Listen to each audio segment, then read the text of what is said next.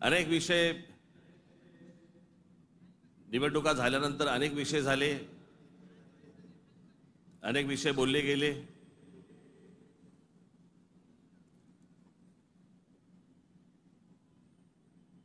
सदिच्छांचे शुभेच्छांचे अनेक मला फोन पण आले आणि नेमके आजच आले।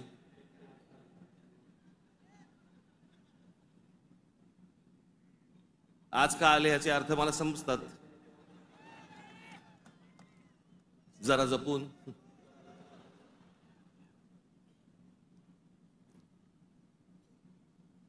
पण गेले काही दिवस ज्या काही घटना घडल्या, मला असं वाटतं काही गोष्टींचं तुम्हाला सांगणं खूप आवश्यक आहे, गरजेचं आहे।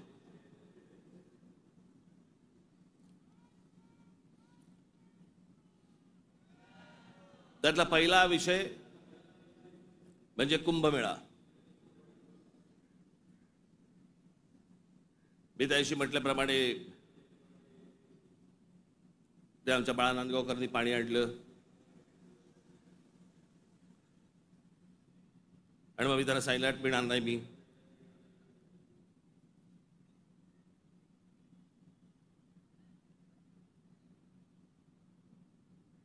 मग नव्याने वारं शिरलेल्या काही हिंदुत्ववाद्यांना असं वाटलं, अरे मी कुंभमेळ्याचा अपमान केला। मूर्ख आहात का?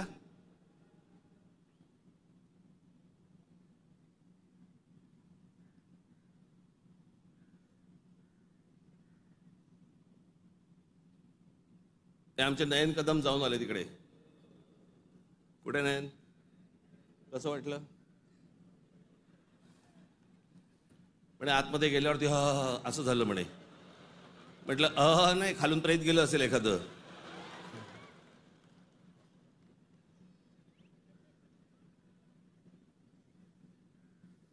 आपल्या देशामधल्या नद्यांची जी अत्यंत भीषण अवस्था आहे, ज्याला आपण माता म्हणतो, नदीला देवी म्हणतो,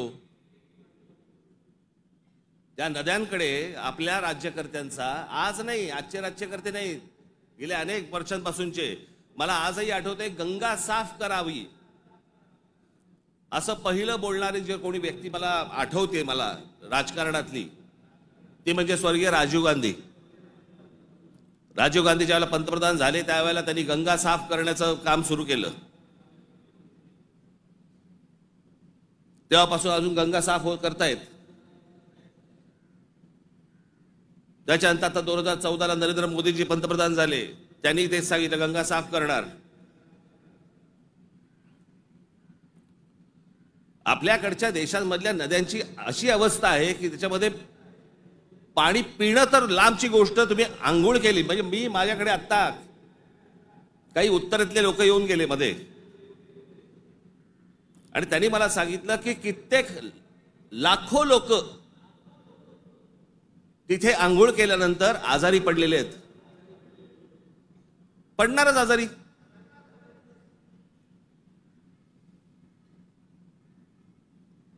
त्या गंगेवरची काय परिस्थिती आहे? प्रश्न हा गंगेच्या अपमानाचा नाहीये, प्रश्न हा कुंभमेळ्याच्या अपमानाचा नाहीये, पाण्याच्या स्थितीचा आहे की पाणी कशा प्रकारचं पाणी तिकडे असतं, होतं आणि ते अजूनही थांबवलं जात नाही त्या गोष्टी। खरं तर वेगळ्या ठिकाणी तुम्ही जागा देऊ शकता। सहज एक मिनिट भरासाठी म्हणून मी तुमच्या समोर गंगेची आत्ताची परिस्थिती काय आहे ती मी तुम्हाला फक्त दाखवतो।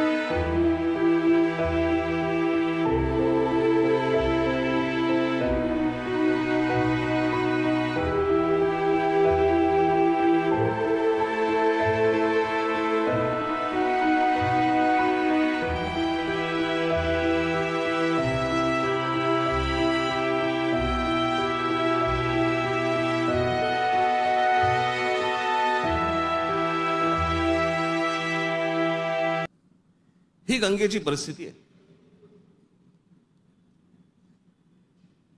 आतापर्यंत 33,000 कोटी रुपये खर्च झाले त्याच्यावरती. तुम्ही आता तो महंत बघितलात ज्याला बोटीतनं तसाच्या तसाच टाकून दिला.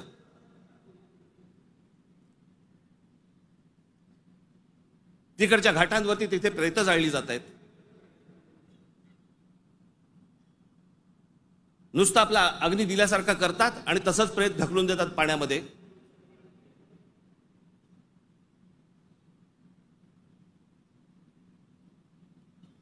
हा कोणता धर्म?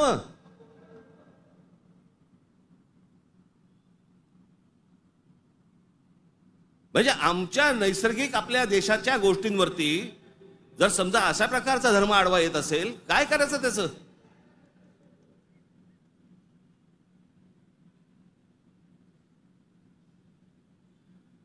आपल्या गोष्टींमध्ये आपण सुधारणा नको का करायला?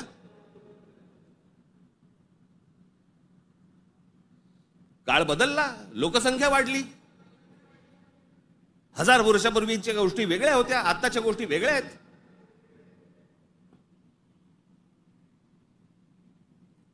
हेच सगळे विधी हटपण्यासाठी म्हणून त्याच इथे वेगळ्या एका घाटावरती एखादी जागा करता येत नाही का? मग काय सांगतात लोक? ऐकत नाहीत. ऐकत कसे नाहीत? दारू पिऊन गाडी चालवल्यावरती पोलीस पकडतात. हे समजल्यावरती लोक टॅक्सीने जायला लागले की नाही पिऊन? झाली की नाही सुधारणा?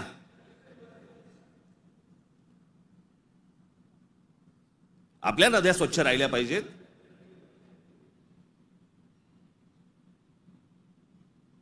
या सगळ्या नद्यांवरचे जे काही मधले मधले भाग आहेत इतके गलिच्छ आहेत, इतके गलिच्छ. आणि या नद्या बर्बाद कोण करतोय? आपणच करतोय. कशाच्या नावाखाली? धर्माच्या नावाखाली.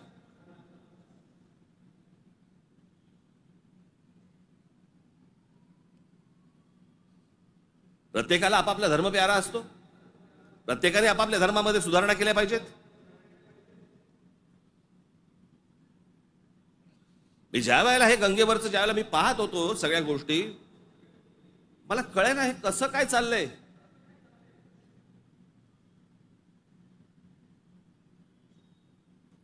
काय म्हणे 65 कोटी लोक येऊन गेले, अर्धा भारत.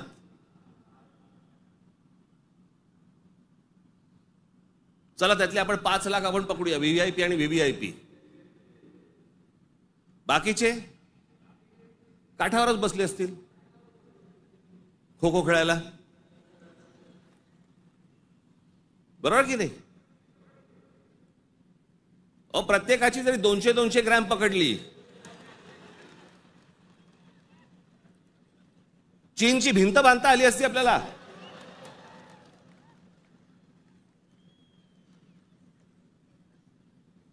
बरं तेही कुठे गेलं? म्हणजे आपल्याकडे जे सगळे म्हणतात ना, झालं गेलं गंगेला मिळालं.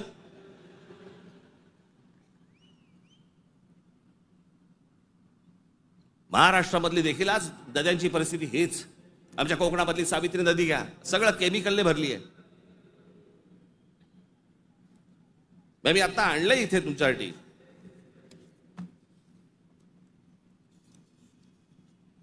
देशभरात एकूण 311 नदीपट्टे म्हणजे पॅचेस असे आहेत जे प्रदूषणामुळे धोक्याच्या पातळीवर असून त्यात महाराष्ट्रातील तब्बल 55 नदीपट्टे प्रदूषित आहेत. याच्यामधल्या सर्वात प्रदूषित असलेल्या नद्या, सर्वात प्रदूषित म्हणजे उल्हास नदी, मिठी नदी, मुळामुठा, सावित्री, भीमा, पवना, कान्हा, तापी, गिरणा, कुंडलिका, दारणा, इंद्रायणी, नीरा, वैनगंगा, चंद्रभागा, मुचकुंडा, घोड, तितूर, रंगवली, वर्धा, कृष्णा, पाताळगंगा, सूर्या, वाघूर, ढोरणा या नद्या पात्रांमध्ये पाणी हे अत्यंत वाईट आहे. हे माझा रिपोर्ट नाही आहे. तर भातसा, पेडी, मोर, बुराई, वेल, पांझरा, सीना, काळू, वेण्णा, कोयना, पांझरा, पैनगंगा, पूर्णा, उरमोडी, कान या नद्यांच्या पात्रामध्ये पाणी वाईट आहे. त्या नद्यांच्या तुलनेत मुंबईमध्ये 5 नद्या होत्या, 5 नद्या. कदाचित अनेकांना माहिती पण नसतील. त्यातल्या 4 मेल्या. मेल्या म्हणजे मारल्या. सांडपाणी, झोपडपट्ट्या आणि या सगळ्या गोष्टींमधनं त्या 4 नद्या मेल्या आणि 5वी ही आता मरायला आली आहे. ती म्हणजे मिठी नदी. आत्ताची मिठी नदीची काल मी शूट करायला सांगितलंय. काल मी अगोदरचं पण दाखवत नाहीये, मी कालचं दाखवतोय. मुंबई मधली 5वी एकमेव राहिलेली नदी, त्याची काय अवस्था एकदा बघा.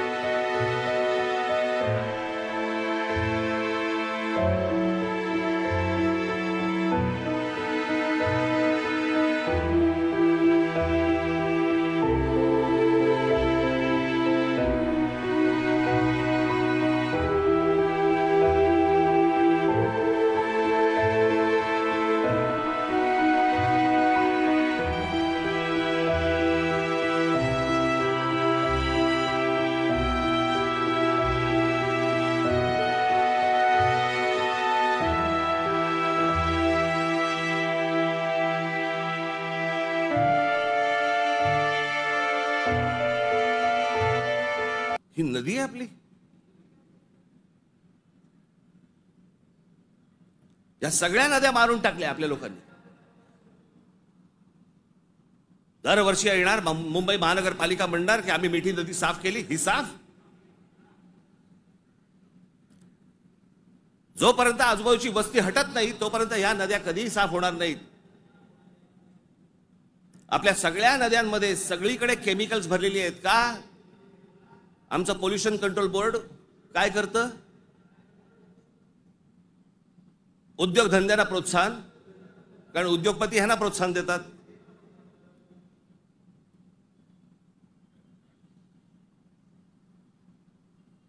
जे म्हणून आपल्याकडचे नैसर्गिक स्रोत आहेत आपण ते बंद करायचे आणि त्याच्यानंतर त्याच्यावरती बोलल्यानंतर तुमचा धर्म आडवा येणार.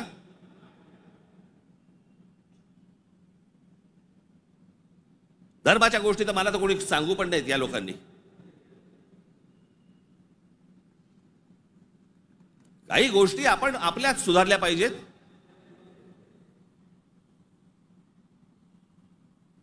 मी मागे हा एकदा विषय बोललो होतो. तो विषय बोलल्यानंतर मी एकदा नांदेडला होतो. नांदेडच्या गुरुद्वारामधले जे तिकडचे जे काय म्हणतात त्यांना, आता मला त्यांना काय म्हणतात मला माहिती नाही. आपल्या भाषेत सांगायचं म्हणजे काय, तिकडचे गुरुजी असतील. आणि त्यांनी मला सांगितलं की आपने जो कहा वो बहुत ठीक कहा. काय म्हणालो तुम्ही?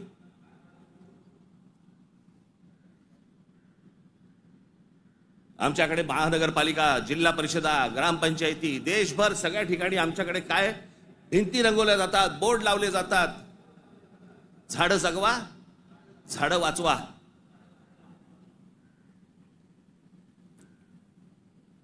आणि आमच्याकडे देशामध्ये आपल्या हिंदूंचे अंतिम संस्कार, अंत्यविधी हे लाकडावरती होतात. कुठून येतं लाकूड? लाकूड येणार कुठून? या देशातली जंगलतोड झाल्याशिवाय लाकूड येणारच नाही.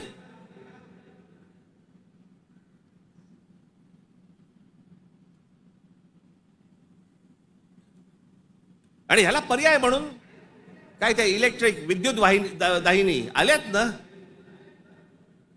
काही जण असतात कर्मठ, नाही विद्युत दाहिनी नाही, आमच्या परंपरेनुसार. का? विद्युत दाहिनी केल्यावरती काय कल्याणला उतरवतात?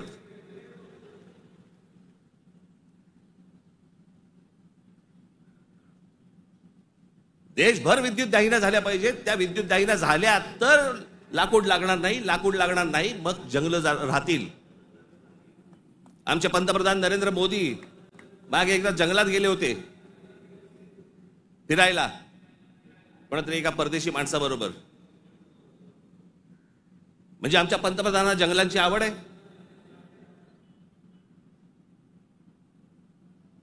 मग ते त्या अंबानीच्या कुठेतरी त्या जामनगरला गेलेले, वनतारा का तंतारा काहीतरी. म्हणजे त्याला प्राण्यांची आवड आहे. मग प्राण्यांची आवड असेल तर जंगल जगवली पाहिजे. जंगल हे आपलं मुंबईचं नॅशनल पार्क आहे ना, हे नॅशनल पार्क संजय गांधी राष्ट्रीय उद्यान पवईपासून सुरू होतं, घोडबंदर पर्यंत तिकडे थांबतं. एवढं मोठं राष्ट्रीय एक काय नॅशनल पार्क एखाद्या शहराच्या मध्यात जगाच्या पाठीवर कुठेही नाही.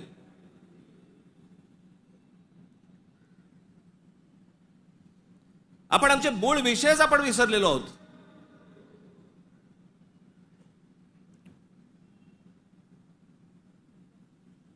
आमच्याकडे फक्त जंगलतोड सुरू आहे. म्हणजे आता मी तुम्हाला फक्त भारताचा जन्म मृत्यूचा आकडा फक्त सांगतो. जन्म मृत्यूचा आकडा म्हणजे लाकडं किती लागत असतील विचार करा, म्हणजे जंगलं किती तोडली जात असतील याचा विचार करा. भारताचा मध्ये जन्म आणि मृत्यूचा दर दररोज 81,746 मुलं जन्म घेतात आणि दररोज 29,679 मृत्यू होतात रोज. दररोज साधारणपणे 50,000 लोकसंख्या वाढत आहे. महिन्याला 24,52,380 लोक जन्म घेतात आणि महिन्याला 8,90,370 लोक मृत्युमुखी पडतात. वर्षाला 2,94,28,560 जण जन्म घेतात आणि वर्षाला 1,06,84,440 जण मृत्युमुखी पडतात.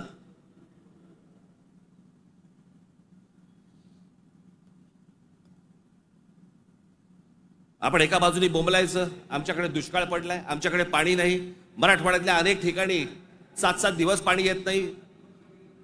भारतामधल्या अनेक जिल्ह्यांमध्ये तिथे पाणी येत नाही. आम्ही पाणी येत नाही, सगळ्या गोष्टी होत नाही म्हणून बोंबलत बसायचं आणि आपणच ऱ्हास करायचा या गोष्टींचा. मूळ विषयांकडे आमचं लक्षच नाही. सगळे विषय भरकटवले जातात. आमच्याकडे कोण येतो, आम्हाला पाय जंगलांची पडली नाही, पाण्याची पडली नाही, कशाची पडली नाही, आम्हाला पडली औरंगजेबाची. तो बसला एकटा द्राक्ष खात आणि आम्ही भांडतोय.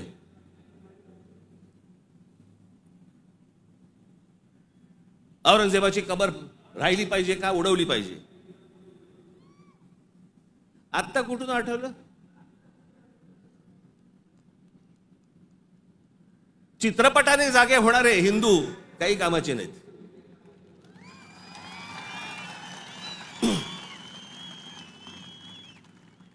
काही कामाचे नाहीत.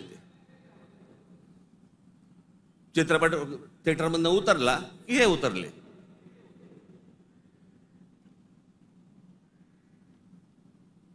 छत्रपती संभाजी महाराजांचं बलिदान तुम्हाला आत्ता कळलं विकी कौशल मेल्यावर?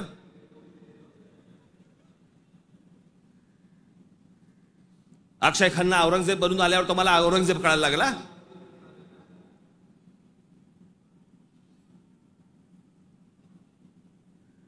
व्हॉट्सअपवरती इतिहास नाही वाचतायत. इतिहास वाचायचा असेल त्याच्यामध्ये पुस्तकामध्ये डोकं घालायला लागेल तुम्हाला.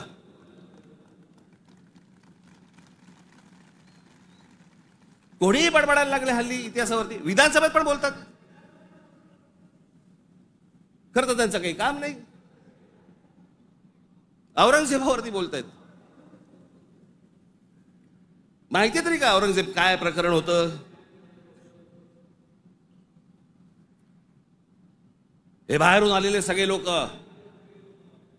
औरंगजेबाचा जन्म गुजरात मधला, दाहोद नावाच्या गावामधला औरंगजेबाचा जन्म. आणि मग काय सोपं आहे इतिहासामधनं तुम्हाला जातीपातीमध्ये भिडवून द्यायला. यांना ब्राह्मणांनी साथ दिली, यांना मराठ्यांनी साथ दिली, मग तिकडे मराठी नव्हतेच, मग हे सगळं चोरून ब्राह्मणांनी केलं. हे सगळं बोलणाऱ्यांचा इतिहासाशी काही संबंध नाहीये. त्यांना फक्त राजकीय त्यांचं जे काही पोळी भाजून घ्यायची आहे तेवढंच फक्त काम आहे त्यांचं. त्याला ना संभाजी महाराजांशी काही कर्तव्य आहे, ना औरंगजेबाशी काही कर्तव्य, ना कोणाशी काही कर्तव्य आहे. तुमची माथी फक्त भडकवायची.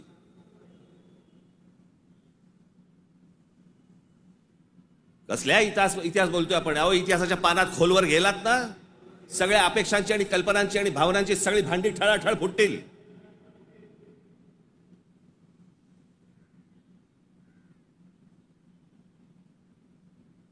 या हिंद प्रांतामध्ये एक अत्यंत कडवट, एक प्रभावी असं एक स्वप्न ज्या व्यक्तीला पडलं, त्या आमच्या जिजाऊ साहेब.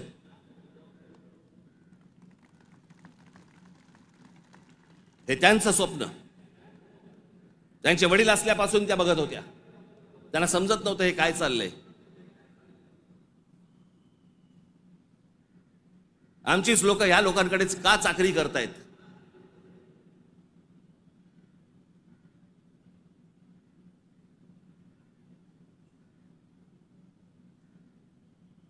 आणि छत्रपती शिवाजी महाराज म्हणजे या हिंद प्रांतावरती केलेला एक संस्कार आहे. तो एक चमत्कार आहे. ती एक विलक्षण घटना आहे.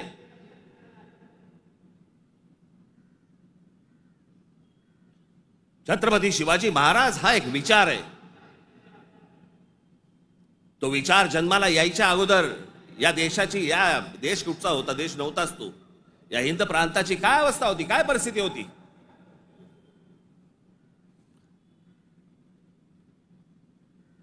सर्व जातीचे लोक कोणाला कोणाच्याकडे होतेच ना कामाला. दूर कशाला जा? छत्रपती शिवाजी महाराजांचे वडील हे आदिलशाहीतच होते ना.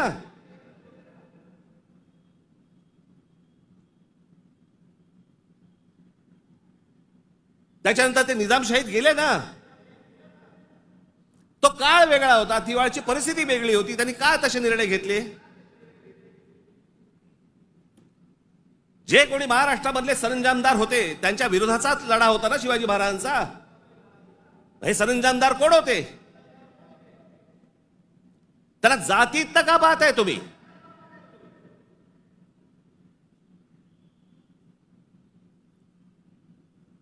अफजल खानाचा वकील हा कोणी कुलकर्णी नावाचा होता,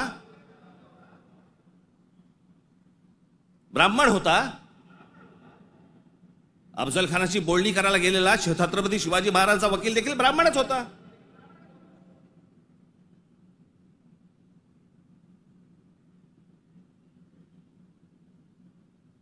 त्यावेळेला सगळीच माणसं वेगवेगळ्या लोकांकडे कामालाच होती.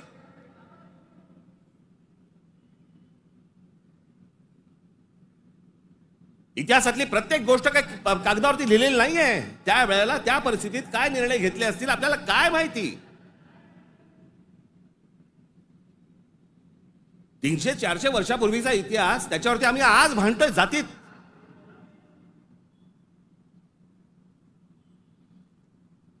आग्र्याच्या दरबारामध्ये छत्रपती शिवाजी महाराजांच्या समोर संभाजी महाराज असताना संभाजी महाराजांनी औरंगजेबाची 5000 मनसबदारी स्वीकारलेली आहे.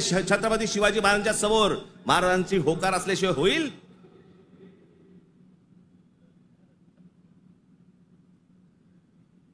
पण आता दरबारात अडकलोय, स्वीकारण्याशिवाय पर्याय नाही. आता स्वीकारू, नंतरचं नंतर बघू. राजकारण असतं ते. परिस्थिती काय, त्या परिस्थितीमध्ये कोणते निर्णय घ्यावे लागतात, काय परिस्थिती असते आपण पाहणार आहोत का नाही?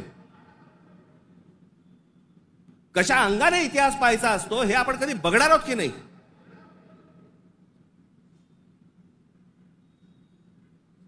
काही कशाचा कशाला माहिती नाही. छत्रपती शिवाजी महाराजांसाठी औरंगजेबाचा जो माणूस आला होता, मिर्झा राजे जयसिंग राजपूत, हिंदू होता ना.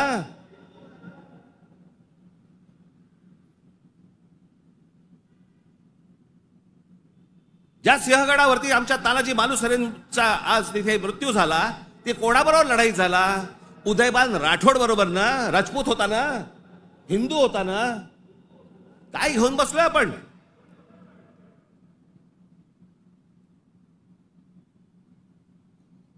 कोणत्या काळात जगतो आहोत आपण?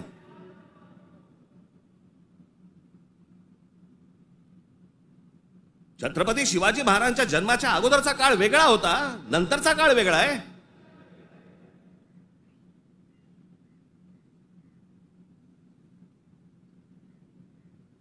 मी अनेकदा माझ्या भाषणांमध्ये मी सांगितलेलं आहे, परत एकदा सांगतो, औरंगजेब विषय निघालाय म्हणून.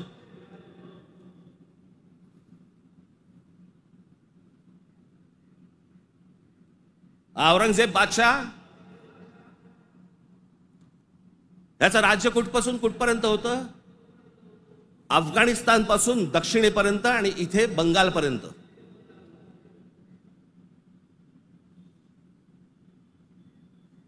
छत्रपती शिवाजी महाराज ज्यावेळेला आग्र्यावरनं निघाले, सुटले, महाराष्ट्र जेव्हा आले, त्याच्यानंतर राज्याभिषेक झाला 74 साली आणि 1680 साली महाराजांचा मृत्यू झाला, निधन झालं त्यांचं. त्या दरम्यान औरंगजेबाचा एक पुत्र, मुलगा, महाराज गेल्यानंतर दक्षिणेत आलाय आणि औरंगजेबाच्या मुलाला शह म्हणजे राहायला जागा बरोबर घेतलं. हे संभाजीराजांनी घेतलंय. तो तिथून पळून आलाय. वाचा जरा इतिहास, वाचा जरा. औरंगजेब ज्या वेळेला आग्र्यावरनं निघालाय, महाराज गेले 1680 साली आणि औरंगजेब महाराष्ट्रामध्ये पोहोचलाय 1681 साली. 1681 ते 1707, 27 वर्ष तो महाराष्ट्रात लढत होता.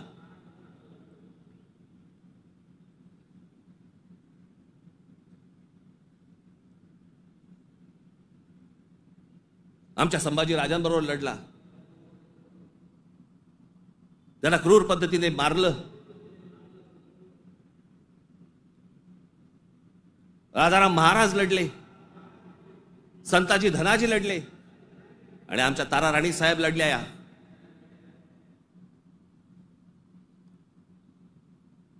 एक महाराष्ट्राचे खूप मोठे लेखक होऊन गेले, नरहर कुरुंदकर. त्या कुरुंदकरांच्या एका पुस्तकामध्ये फार अप्रतिम वाक्य आहे की मराठे सर्व लढाया हरत होते, पण औरंगजेब एकही लढाई जिंकू शकत नव्हता.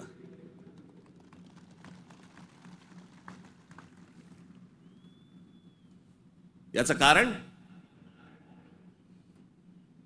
छत्रपती शिवाजी महाराजांचं निधन झाल्यावरती खरं तर औरंगजेबाने परत जायला पाहिजे होतं आग्र्याला. नाही, तो इथे का थांबला? एवढा मोठ्या बलाढ्य प्रदेशाचा राजा, शहनशाह, एका 2.5, 3, 3.5, 4 जिल्ह्याच्या एका राजासाठी इथे ठाण मांडून का बसला?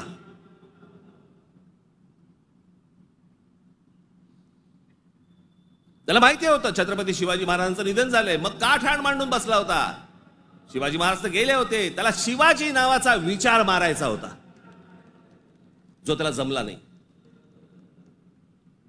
सगळे प्रयत्न केले, सर्व प्रयत्न केले आणि इथे शेवटी मेला. जगाच्या इतिहासामध्ये औरंगजेब वाचला जातो,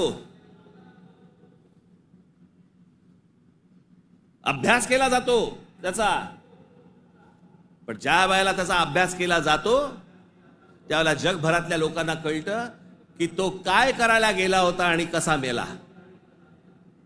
तिथे छत्रपती शिवाजी महाराजांचं नाव येतं जगभरामध्ये.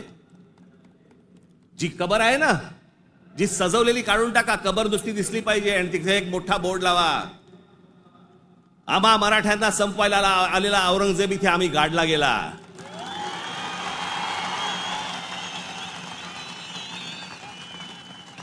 हा आमचा इतिहास.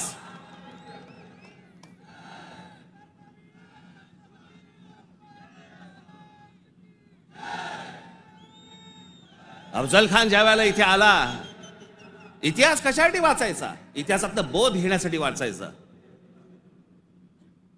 अफजल खान जेव्हा इथे आला त्यावेळेला प्रतापगडावरती मारला गेला खाली, तिथेच त्याची खाली कबर खोदली गेली, तिथेच त्याला पुरला. मराठीत एक फार अप्रतिम जो शब्द आहे ना, पुरून उरीन, तो आहे. तुला पुरीन आणि उरीन, तो जो पुरला त्याला तिकडे अफजल खानाला, तो शिवाजी महाराजांच्या होकाराशिवाय पुरला नसेल. त्याची कबर जी केली आहे ती महाराजांना विचारल्याशिवाय केली नसेल. महाराजांनी सांगितलं असेल निश्चित करा, जगाला कळू दे कोणाला मारलाय.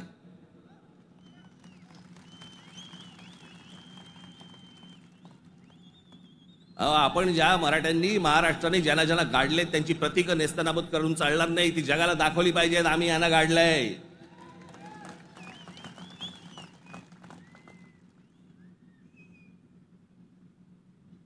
इस्रायलची एक खूप मोठी संघटना आहे मोसाद नावाची. त्याचं एक पुस्तक आहे. त्या पुस्तकामधली एक ओळ फार अप्रतिम ओळ आहे. आणि त्याच्यात त्यांनी दिलंय की आम्ही अनेक स्मारकं बांधली इथे इस्रायलमध्ये, पण अनेक लोकांची आम्ही स्मारकं बांधली नाहीत. का? कारण ती जर बांधली तर जगामध्ये ते कृत्य आम्ही केलंय असं जगाला कळेल, म्हणून आम्ही नाही बांधली.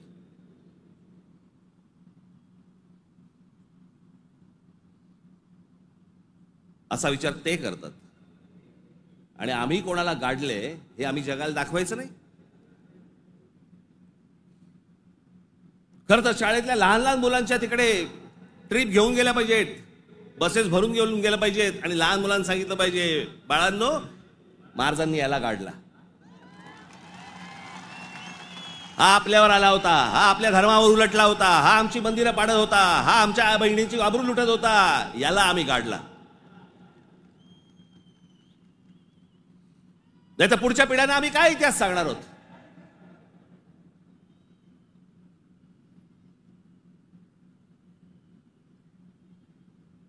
माझं महाराष्ट्रातल्या सर्व तरुणांना आणि तरुणींना माझं सर्वांना सांगणं आहे, खास करून तरुणांना आणि तरुणींना,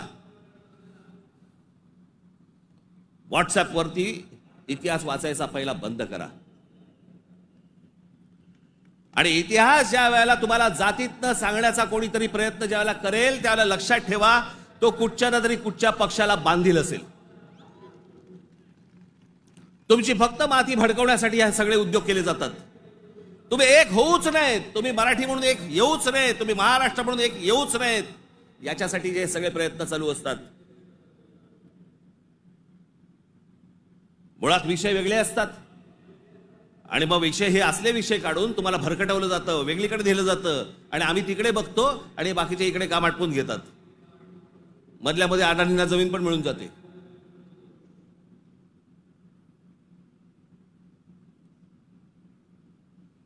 मुंबईचा विमानतळ दिला अदानीला, मग अजून कुठचा नवी मुंबईचा दिला अदानीला, मग आता पालघरचा दिला अदानीला, मग तिकडचं बंद दिला अदानीला. अदानी हुशार निघाला, आम्ही अडाणी निघालो.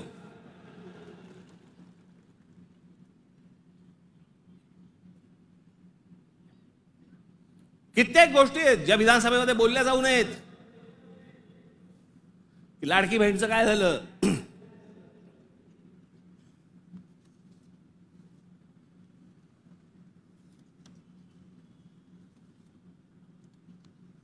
लाडकी बहीणचं काय झालं? काही नाही, बंद होणार ती योजना. मी निवडणुकीच्या वेळेला सांगत होतो, पण माझं खरं सांगून तुम्हाला पटलं नाही, त्यांचं खोटं सांगून पटलं. काय कमाल आहे.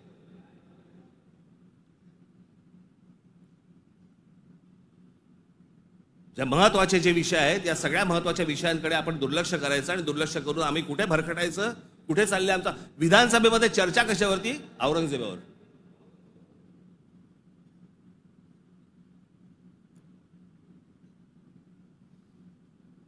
मी तुम्हाला मुद्दामून सांगतोय की तो तुर्कस्तान म्हणजे आताचा टर्की हा देश तलवारीच्या धारेवरती, धर्माच्या धारेवरती उभा राहिला, सगळ्या ठिकाणी आक्रमण केली. हा औरंगजेब म्हणजे हे सगळे आहेत ना, बाबर बिबर पासून सगळे, हे सगळे तुर्की मंगोलियन लोक आहेत. आपण ज्यांना मोघल म्हणतो ना, मोघल म्हणजे मंगोल्स, चंगीज खान वाले. हा तुर्की मंगोल आहे. सगळं धर्म, सगळं मुस्लिम धर्म तलवारीच्या धारेवरती सगळा देशभर जगभर पसरवण्याचा प्रयत्न केला. नंतर धर्माच्या आधारावरती तुम्हाला देश नाही उभा करता येत. हे अनेक देशांना समजलं. त्यातला पहिला टर्की म्हणजे तुर्कस्तान. तिकडे 1922 साली त्यांच्या पंतप्रधान का काय प्रेसिडेंट जो काय असतो तो त्याच्यावरती केमाल पाशा नावाचा माणूस आला आणि केमाल पाशाने सगळं अख्खं तुर्कस्तानचं चित्र अख्खं पालटून टाकलं. 1938 साली मला असं वाटतं ते गेले. त्याच्यानंतर जी लोक आली तिथे इस्लाम आता म्हणण्यापुरता आहे तिथे, पण तो आता भाग दक्षिण युरोप म्हणतात त्याला, दक्षिण युरोप. तिकडची परिस्थिती, तिकडची अवस्था जर समजा तुम्ही बघितलीत, म्हणजे त्या सगळ्या ठिकाणी मशिदी आहेत, सगळ्या गोष्टी आहेत, पण तुम्हाला रस्त्यावरती धर्म दिसत नाही. कारण त्याच्या लक्षात आलं की धर्मामुळे देशाची प्रगती होणार नाही. त्याने काय काय प्रकार केले केमाल पाशाने. राज्यघटनेत तुर्कीला धर्मनिरपेक्ष राष्ट्र म्हणून घोषित केलं. इस्लामला राज्य धर्माचा दर्जा काढून टाकला. शरिया कायदे रद्द करून स्विस सिव्हिल कोडवर आधारित नवीन कायदा लागू केला. त्याच्यानंतर अरबी लिपीऐवजी लॅटिन लिपी स्वीकारली. फ्रेंच फेज टोपी त्यांची जी होती त्याच्यावर बंदी आणि पाश्चिमात्य पोशाखांना प्रोत्साहन दिलं. मशिदींमधील अरबी प्रार्थनांना तुर्की भाषेत बदललं. आता सध्याचे टर्कीचे सध्याचे अध्यक्ष एर्दोगन यांनी मवाळ इस्लाम स्वीकारल्यावर सोडा, टर्कीला दरवर्षी टुरिझम म्हणून किती लोक भेट देतात? 5 कोटी लोक भेट देतात. वर्षाला साधारणपणे $400 बिलियन त्यांचं उत्पन्न होतं, निर्माण होतं. हे देश सगळे त्याच्यातनं बाहेर पडतायत आणि आम्ही धर्मांधतेकडे जातोय. धर्म प्रत्येकाने जोपासला पाहिजे उंबरठ्याच्या आत. आणि त्यांनी जर समजा बाकीच्यांनी जर समजा धर्म रस्त्यावरती आणला तर मग काय आम्ही बुलडोजर फिरू? मी ज्यावेळेला सांगितलं होतं हे सगळे लाऊडस्पीकर बंद करा मशिदींवरचे, ऐकलं नाही. माझ्या 17,000 महाराष्ट्र सैनिकांवरती केसेस टाकल्या. आणि आता परवा दिवशी आमच्या महाराष्ट्र राज्याचे मुख्यमंत्री देवेंद्र फडणवीस म्हणतात की आम्ही त्यांना सांगितलेलं आहे रात्री 10 ते सकाळी 6 भोंगे वाजणार नाहीत. अहो तेव्हा वाजतच नाहीत. प्रश्न आहे सकाळी 6 ते संध्याकाळी रात्री 10. या लाऊडस्पीकरचा, सततच्या लाऊडस्पीकरचा लोकांना त्रास होतो. तुमचे काही सण बिण असतील तर आपण समजू शकतो, पण सरकार म्हणून कोणतंही पाऊल न उचललं. पाऊल कोणी उचललं? उत्तर प्रदेशने उचललं, योगींनी उचललं. त्यांनी सगळ्यावरचे लाऊडस्पीकर बंद केले. आपण इथे घोषणा केली, लाऊडस्पीकर त्यांनी बंद केले. आमच्या इकडे तसंच चालू आहे.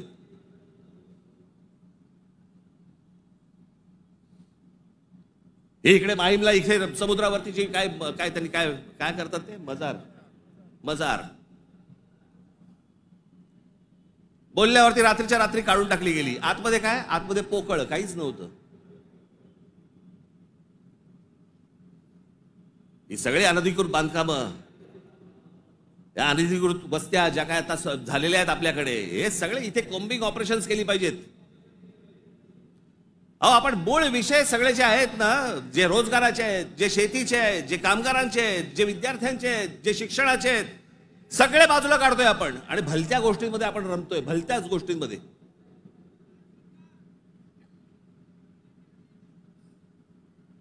आज त्या बीडला जे झालं ते संतोष देशमुख, काय बिचारे त्यांना काय किती घाणेरड्या पद्धतीने मारावं, किती घाणेरड्या पद्धतीने मारावं. बरं तुमच्या अंगामध्ये नसामध्ये जर एवढी क्रूरता भरलेली असेल ना, मी दाखवीन जागा, तिथे जा.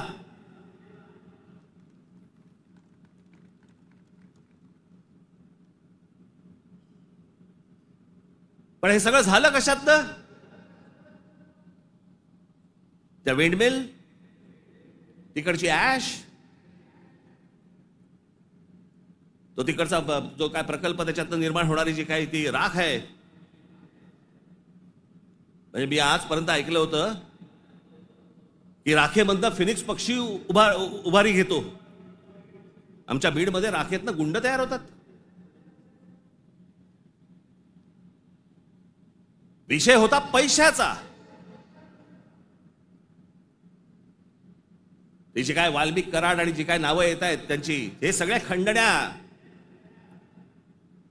या संतोष देशमुखने त्याला विरोध केला. उद्या तिथे संतोष देशमुख नसता, दुसरा कोणी असता तरी त्यांनी हेच केलं असतं.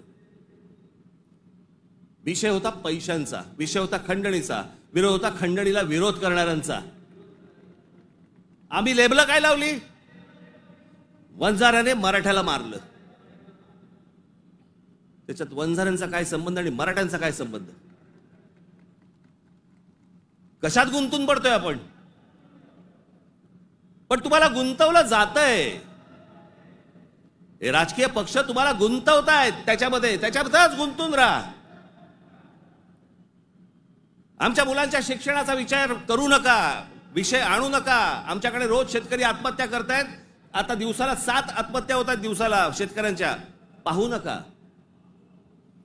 आमच्याकडे रोजगार निर्माण होत नाहीये, लक्ष देऊ नका त्याच्याकडे. असंख्य मुलं आणि मुली मराठवाडा सोडून पुण्याकडे येत आहेत. दुर्लक्ष करा त्या गोष्टींकडे. आम्ही कशात अडकवलंय त्यांना? सगळ्यांना जातीपातीमध्ये अडकवलेलं आहे. कोणी जातीचं भलं केलेलं नाहीये आणि कोणी जातीच्या माणसाचं भलं केलेलं नाहीये. या महाराष्ट्रामध्ये संयुक्त महाराष्ट्र झाल्यानंतर गेली इतकी वर्ष या महाराष्ट्राच्या सत्तेमध्ये जास्तीत जास्त आमदार आणि जास्तीत जास्त मंत्री आणि जास्तीत जास्त मुख्यमंत्री मराठा समाजाचे होते. मग मराठा समाजाला आरक्षण का मागावं लागते? काय केलं या आमदारांनी आणि काय केलं या मंत्र्यांनी आणि काय केलं मुख्यमंत्र्यांनी? जर माझ्या मराठा समाजाला जर समजा आरक्षण मागायला लागत असेल, मग एवढे आमदार आजपर्यंत का निवडून दिले? एवढे खासदार आजपर्यंत का निवडून दिले? एवढे मुख्यमंत्री का झाले? एवढे मंत्री का झाले? मग या लोकांनी काय केलं? जात जातीला कधीच सांभाळत नाही. हे फक्त निवडणुकांमध्ये फक्त तुमची मतं घेण्यासाठी म्हणून फक्त जातीचा वापर करतात. याच्यानंतर काही होणार नाही. निवडणुकीच्या तोंडावरती तुम्हाला सांगितलं होतं शेतकऱ्यांना कर्जमाफी करू म्हणून, सांगितलं होतं ना? काल अजित पवार बोललेत 30 तारखेच्या आत पैसे भरून टाका, कर्जमाफी वगैरे काही होणार नाही. म्हणजे निवडणुकीच्या तोंडावरती तुम्ही वाटेल त्या गोष्टी बोलणार आणि निवडणूक संपल्यानंतर लोकांनी भाबडेपणाने मतदान केल्यानंतर तुम्ही आता ऐन मोक्यावरती बोलणार की पैसे भरून टाका म्हणून. अरे वा. महाराष्ट्रातल्या जनतेला मला हे विचारायचंय की इतक्या भाबडेपणाने तुम्ही मतदान करता तरी कसे? ही लाडकी बहीण योजना, या लाडक्या बहीण योजनेची आता काहीतरी 2100 कोटी काहीतरी करणार म्हणे. 2100 कोटी केलं तर साधारणपणे वर्षाला महाराष्ट्र सरकारवरती 63,000 कोटीचं कर्ज होईल.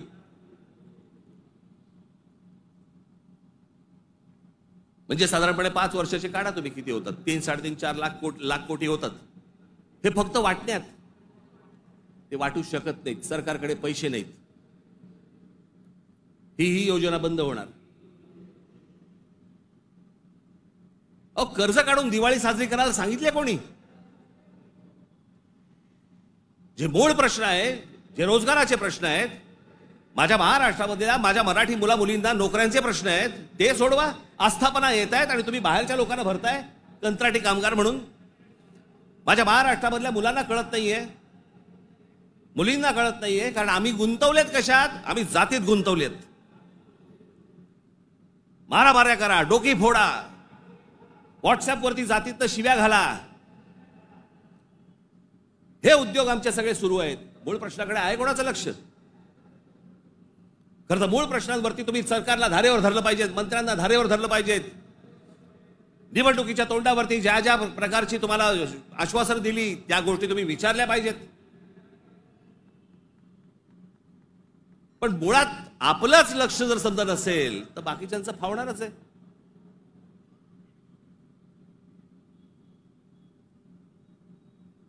तुम्ही सगळे या जातीपातीचे सगळे भेद गाडून तुम्ही एक मराठी म्हणून उभे राहायला पाहिजेत. बाकीच्या राज्यांमध्ये बघा, तामिळनाडू बघा, तामिळनाडूमध्ये हिंदी आणतायत, नाही म्हणून त्यांनी सांगितलं येऊ देणार नाही. केरळामध्ये येऊ देणार नाही. आम्हीच लोटांगणं घालतोय. आम्हालाच समजत नाही आम्ही काय करायचंय. मी इतका भांबावलेला मराठी माणूस आजपर्यंत कधी बघितलं नाहीये.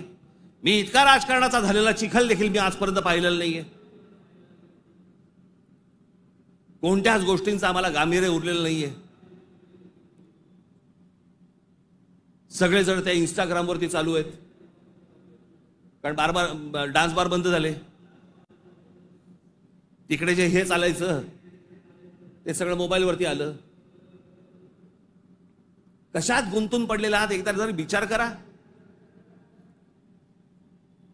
हे ज्या गोष्टी बोलतात, ज्या गोष्टी सांगतात, खरं तर माझं मत आहे, मी आता झाला, निवडणुका संपल्या,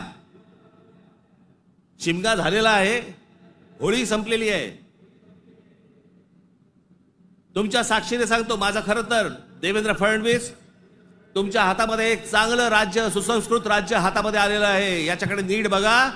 चांगल्या पद्धतीने मराठी माणसाकडे पाहणार असाल तर आमचा तुम्हाला पाठिंबा निश्चित राहील. प्रत्येक गोष्ट आमची ऐकून करा.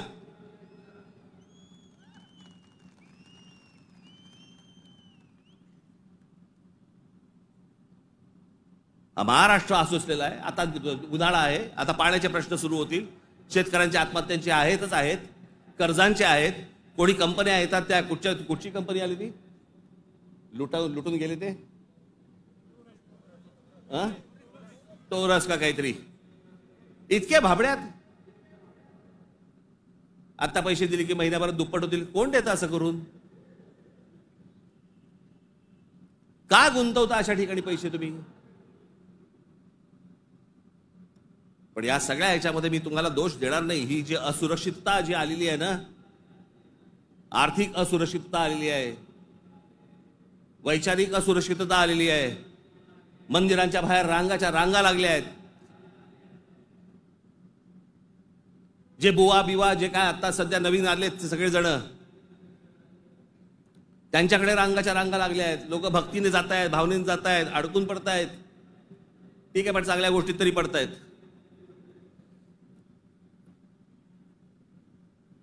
आज चहूबाजूनी महाराष्ट्राला सर्व बाजूनी विळखा पडतोय. मराठी माणसाला विळखा पडतोय. हा विळखा तुम्ही ओळखला पाहिजेत. मराठी भाषेला विळखा पडतोय. आमच्या महाराष्ट्रामध्ये, मुंबईमध्ये आम्हाला सांगता, इकडच्या आस्थापनांमध्ये आम्ही मराठी बोलना नहीं आता तो क्या हुआ, कानफट इथंच बसणार.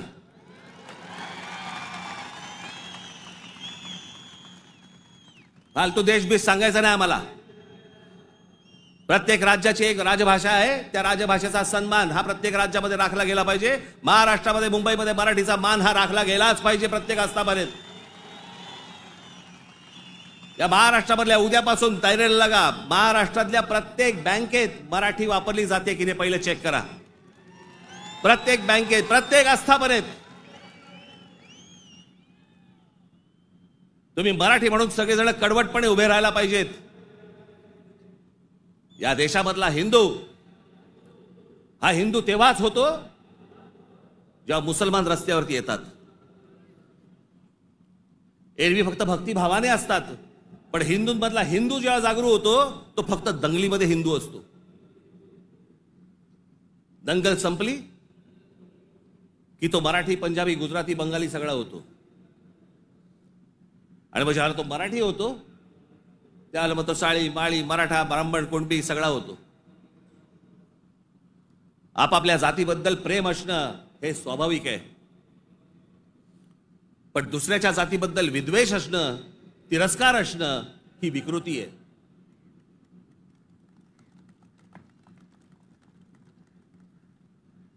आज सगळे राजकीय पक्ष बाकीचे आज केंद्रातले असतील, पूर्वीपासून चालू आहे, काँग्रेस असल्यापासून सुरू आहे. या सर्व प्रश्नांकडे तुमचं गांभीर्याने लक्ष असलं पाहिजे. मी आज फक्त तुम्हाला एक गोष्ट वाचून दाखवणार आहे. 1966 साली शिवसेनेच्या जन्माच्या वेळेला माझ्या आजोबांनी एक पुस्तक लिहिलं होतं. बघा, 1966 सालची गोष्ट बोलते मी तुम्हाला. 1966 माझ्या आजोबांनी एक पुस्तक लिहिलं होतं. मी ते लवकरच मी ते रिप्रिंट करून तुमच्या पुढे आणणार आहे. मी ते त्या पुस्तकाचं नाव होतं ऊठ मराठ्या ऊठ. ते पुस्तक आपण सर्वांनी जरूर वाचलं पाहिजे. त्या पुस्तकातला एक फक्त बायना मी तुम्हाला एक फक्त गोष्ट वाचून दाखवतो आणि ही गोष्ट मला असं वाटतं सर्वांनी गांभीर्याने घेतली पाहिजे. या गोष्टींवरती विचार केला पाहिजे. पूर्वीची काँग्रेस असो नाही तर आताची भाजपा असो नाही तर अजून येणारे दुसरे कुठचाही केंद्रामधला पक्ष असो किंवा राज्यामधला, मराठी माणसांनी या गोष्टींचा विचार करणं गरजेचं आहे. हे आजोबांनी 66 साली लिहिलं आहे. तीच गोष्ट आज तंतोतंत आपल्याला लागू पडते. ती मी गोष्ट फक्त तुमच्यासमोर वाचून दाखवतो. भाषा म्हणजे काय बोलायचीच नाही, कमाल भाषा.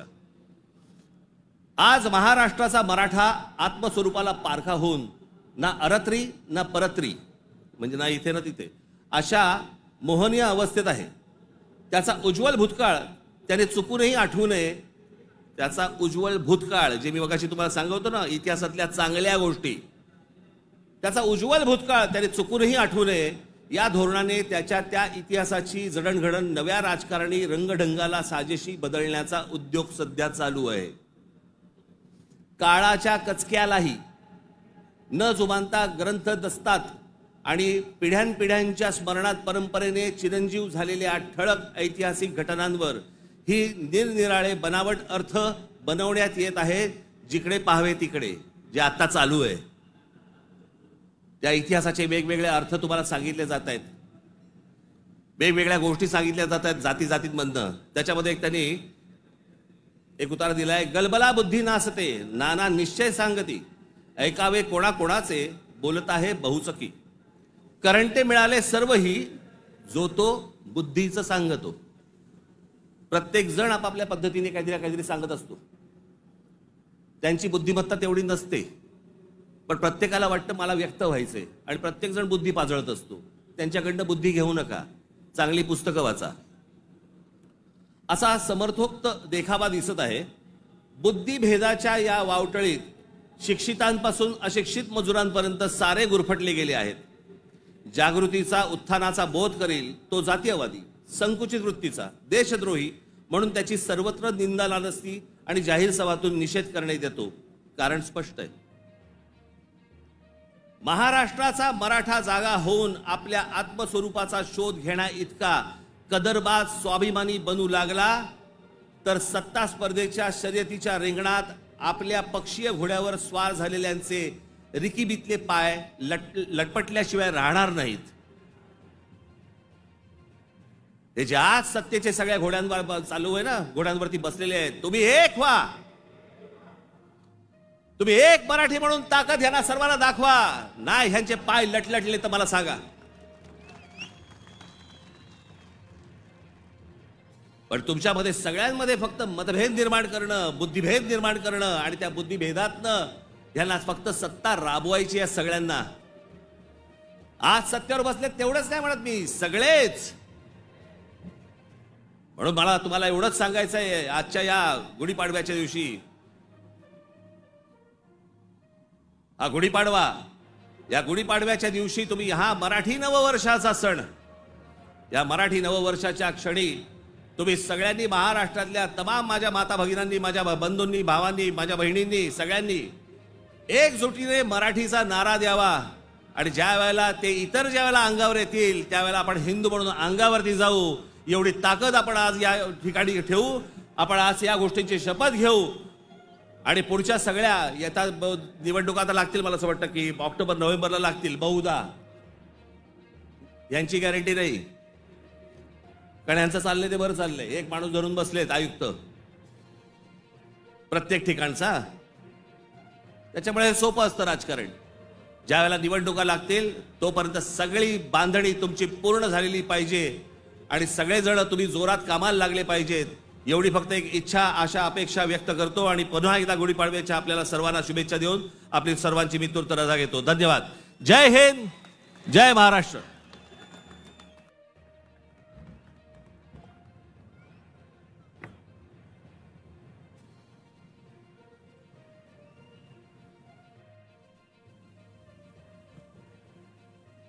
हे जे सगळं मी आजपर्यंत जे काही तुमचं प्रेम मला जे मिळालेलं आहे त्या प्रेमावरती आधारित आजपर्यंत जी सगळी घोडदौड सुरू आहे,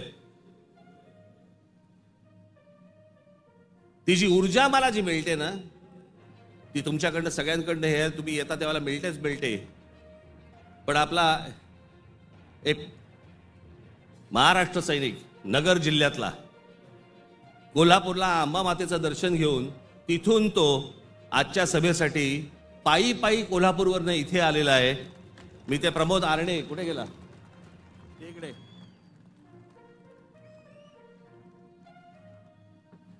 आता बस. हा पायी पायी तिथून आला. तुमच्या सर्वांसाठी तो महालक्ष्मीचं दर्शन घेऊन आलेला आहे आणि मला असं वाटतं की हीच माझी ऊर्जा आहे. धन्यवाद.